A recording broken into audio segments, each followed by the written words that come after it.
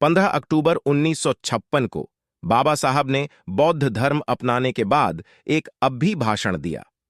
उसे भाषण में बाबा साहब ने बताया कि हम बौद्ध क्यों बने और पशु और मनुष्य में क्या अंतर है, खान पान और धर्म मनुष्य के विकास में कैसे बाधा उत्पन्न करते हैं और कैसे उत्साहित करते हैं। उसे भाषण का कुछ भाग इस प्रकार है। इस संबंध में मेरे अपने विचार है। पशुओं और मनुष्यों में बड़ा अंतर है।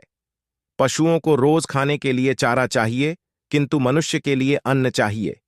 पशुओं को चारे के सिवा किसी और चीज की आवश्यकता नहीं होती है, परंतु मनुष्य के शरीर के साथ मन भी है। इन दोनों बातों पर विचार करना चाहिए। मन का विकास होना बहुत जरूरी है। मन का पवित्र और सुसंस्कारित बनाना भी जरूरी है। जिन देशों के लोग यह समझते हैं कि खाने पीने का सुसंस्कारित मन के साथ कोई संबंध नहीं है, ऐसे देश और वहां की जनता से संबंध रखना मेरे लिए लाभप्रद नहीं होगा। जनता से संबंध रखते हुए इस बात का भी विचार करना चाहिए कि जिस प्रकार शरीर निरोग होना चाहिए, उसी प्रकार शरीर को सुदृढ़ बनाने के लिए मन का भी सुसंस्कारित होना बहुत जरूरी है। अन्यथा यह कहना निरर्थक होगा कि मनुष्य विकास के पथ पर अग्रसर हो रहा है या उन्नति कर रहा है। उत्साह का मूल कारण सुसंस्कारित मन।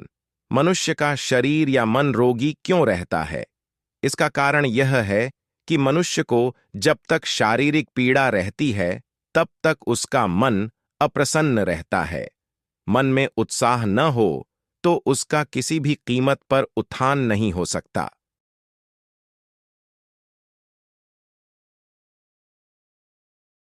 आखिर यह उत्साह क्यों नहीं रहता? उसका प्रथम कारण यह है कि मनुष्य को ऐसा विश्वास हो गया है कि उसे ऊपर उठने का अवसर नहीं मिल सकता। जब उसके पास आशा ही नहीं है, तो उसके पास उत्साह के लिए स्थान कहां होगा? वह रोगी है। जिस मनुष्य को अपने कर्म का फल मिलता है, उसी को आनंद मिलता है। स्कूलों में अगर मास्टर यह कहना शुरू कर दे कि यह कौन? यह तो चमार है। यह चमार क्यों परीक्षा में प्रथम आया? इसे प्रथम वर्ग किस लिए चाहिए? इसे चौथे वर्ग, डिवीजन में पास होना चाहिए। प्रथम वर्ग में पास होना तो बामनों का ही काम है। ऐसे हालात में चमार छात्र को क्या उत्साह मिलेगा? उसकी तरक्की कैसी होगी? उत्साह निर्माण का मूल कारण तो मन है। जिसका शरीर और मन मजबूत होता है, वह धैर्यवान होता है। ऐसे व्यक्ति के सामने कोई विपत्ति नहीं रहती।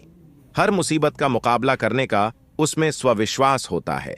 इसी से उसमें उत्साह उत्पन्न होता है। हिंदू धर्म का दर्शन ऐसी असमानता और ऐसे अनेक अन्यायपूर्ण सिद्धांतों पर आधारित है कि इस धर्म से किसी को कोई उत्साह है, आज तक नहीं मिला।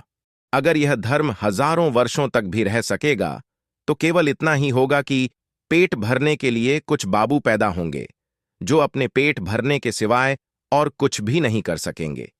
फिर ऐसे क्लर्कों की रक्षा करने की आवश्यकता होगी। आम अछूतों की भलाई के बारे में न तो कभी सोचेगा और न उनकी कभी भलाई ही होगी।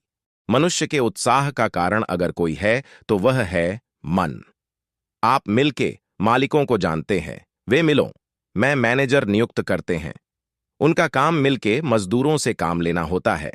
यह मिल मालिक किसी ना किसी व्यसन में फंसे होते हैं, क्योंकि उनका मन स्वच्छ और सुसंस्कारित नहीं होता। अपने मन का विकास करने के लिए हमने आंदोलन किया। मैंने शिक्षा कैसे प्राप्त की? मैं गरीबी के कारण लंगोटी में ही स्कूल जाता था। स्कूल में मुझे पीने का पानी भी नहीं मिलता था। पानी के बगैर मैंने कई दिन बिताए। मुंबई नगर के अल्फिंस्टन कॉलेज में भी यही हाल था। अगर ऐसी ही परिस्थिति रही, तो इससे दूसरी परिस्थिति और क्या पैदा हो सकती है? केवल गुलाम क्लर्क ही पैदा होंगे, तब अछूतों की भलाई क्या होगी?